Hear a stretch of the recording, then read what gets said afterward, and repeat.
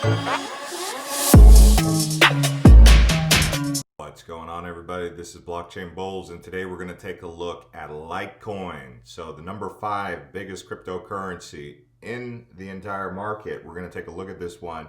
It's actually a spin-off of Bitcoin created in 2011 by Satoshi Light. We're going to talk about him, Charlie Lee. We're going to see what he's been up to. He's been kind of quiet these days ever since he sold his Bitcoin back in 2017, which was a highly controversial move, but probably the smartest thing he ever did.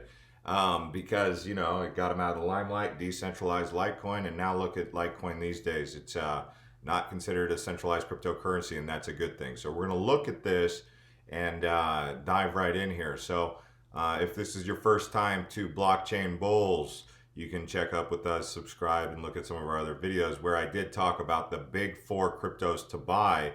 This is a new channel, and this video didn't really launch, but you can see right here, these are the PayPal coins, and Litecoin's one of them. Now, I brought up an interesting point in that, being that you had Bitcoin, Ethereum, Litecoin, and Bitcoin Cash. When it comes to actually getting your hands on one full one, because one of the things I noticed with retailers is they like to be able to get a full coin. When it comes to getting a full Bitcoin, that's quite the task. I mean, most of these people that I talk to that are retail investors, not necessarily institutional, they say, wow, $34,000 for a Bitcoin, $35,000. I don't have money to pay for that. Isn't it overpriced, this and that? So they're like not going into Bitcoin, even though that's the one they probably should be going into. They're not doing that because even if they had a 2-year plan, they just don't have $35,000. Ethereum has caught their attention, but they consider that to be even expensive.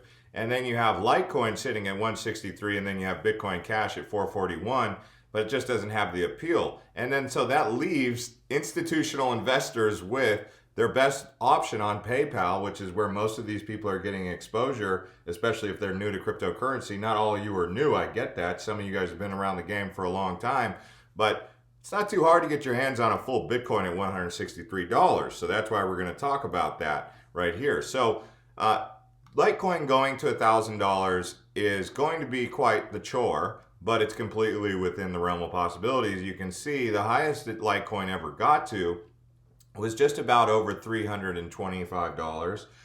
So that was the highest it ever went. Right now, currently sitting at 166. In order to get to a $1,000 market cap, it's going to have to be around about $60 million thereabouts, give or take a few dollars, a few million, if you want to say that, or a few billion. So $166 for one coin, $10 million market cap, a $1,000 Litecoin in a bull market setting. Yeah, this thing's got legs. Now, people want to know, can it go higher than $1,000? Absolutely. I mean, where would you get the math? Well, I mean, if you gave it a valuation of the same market capitalization of Ethereum, then, you know, you'd be looking at a $2,000 Litecoin. But can it get to $10,000? I mean, that would be a gross exaggeration. Oh, by the way, remember, this is not professional financial advice. I'm not giving financial advice. I'm forecasting and giving you projections of things that you can consider when you're looking at Litecoin. Now, obviously, the whole market, if it's bullish, everything's pretty much going up. Bitcoin's going up, and then as Bitcoin kind of slows down a little bit, altcoins start to pick up. And what altcoins are going to be it? Well, I think the big 4 on PayPal are kind of like the low-hanging fruit, the easy targets for people to get their hands on. Now, there is a circulating supply of 66 million. Now, you compare that to Bitcoin, 18 million. You could see how this is the silver to the gold standard. So that's always been the big thing. And if we even go into the Wikipedia, they'll tell you the exact same thing. Peer-to-peer cryptocurrency, that's the white paper that Satoshi wrote, right? Open source software project released under the MIT X11 license. Litecoin was early Bitcoin spinoff or altcoin starting in October 2011. So in technical analysis, Litecoin is nearly identical to Bitcoin. So it's like if you're going to invest in Bitcoin, you're going to get the same kind of price action that Bitcoin gets.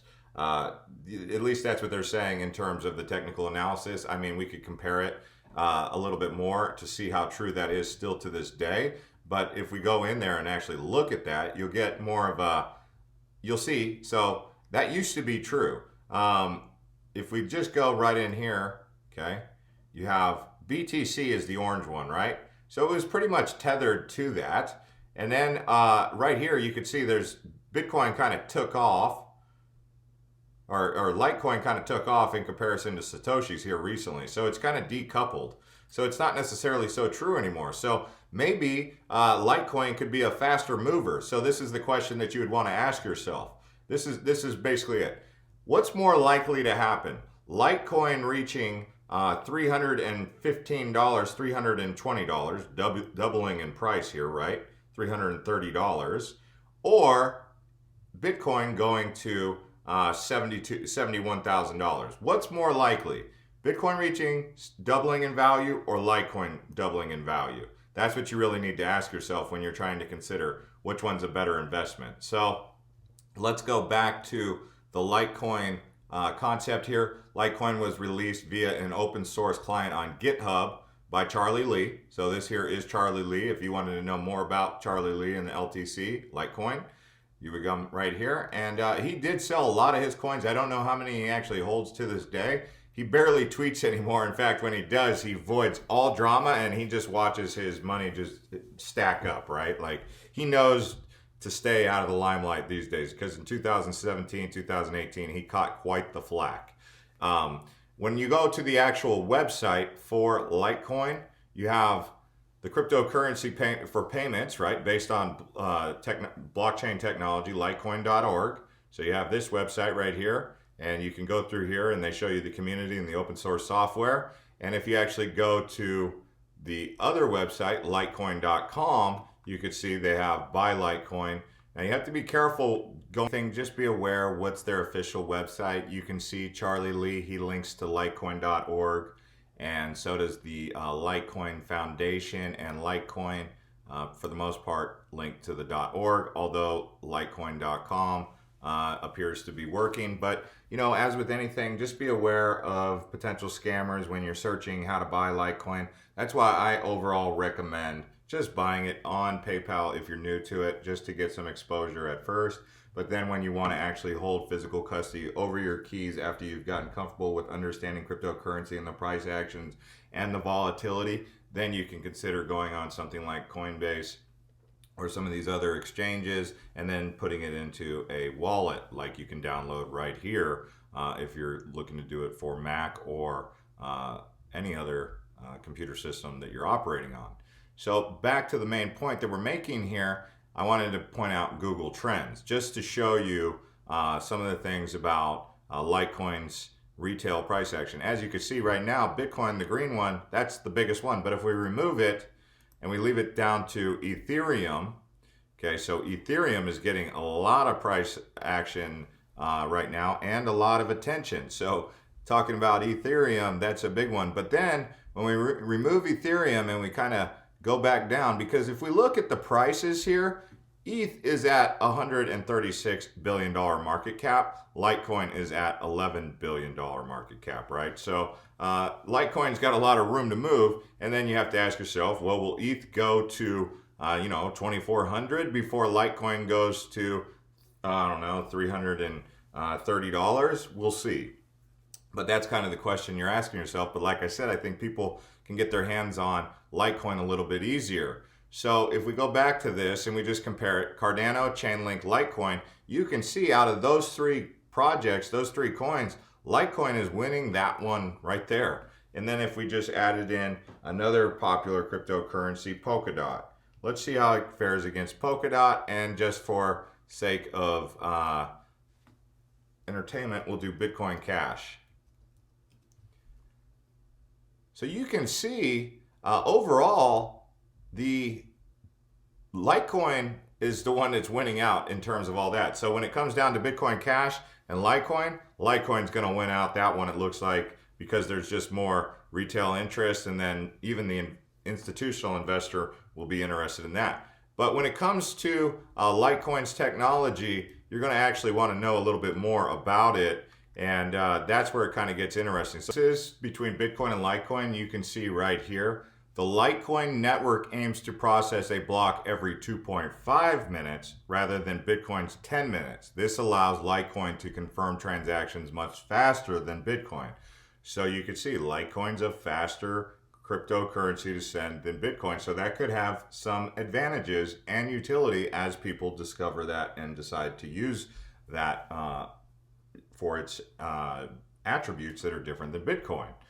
Litecoin uses script in its proof of work algorithm, a sequential memory hard function requiring asymptotically more memory than an algorithm which is not memory hard. So due to Litecoin's use of script algorithm, FPGA and ASIC, devices made for mining Litecoin are more complicated to create and more expensive to produce than they are for Bitcoin, which uses the SHA-256. So that's an interesting point right there. When it comes to Litecoin as a method of payment, in early days there was a correlation to Bitcoin in terms of extended payment patterns, although one might assume that payment patterns of Litecoin would converge to Bitcoin.